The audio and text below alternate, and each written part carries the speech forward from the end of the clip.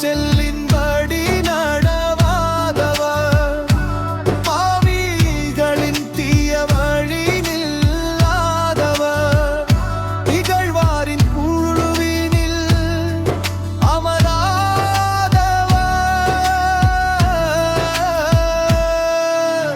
ஆனால் அவர் ஆண்டவரின் திருச்சட்டத்தில் மகிழ்ச்சியுறுபவர், அவரது சட்டத்தை பற்றி இரவும் பகலும் சிந்திப்பவர்.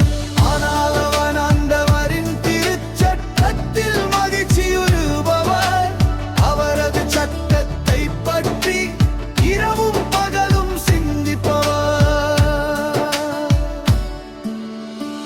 ஆனால் அப்படி இல்லை, அவர்கள் காற்று அடித்துச் செல்லும் பதரை போலாவர். பொல்லார் நீதி தீர்ப்பின் போது நிலை நிற்க மாட்டார், பாவிகள் நேர்மையாளரின் மன்றத்தில் இடம் பெறார்.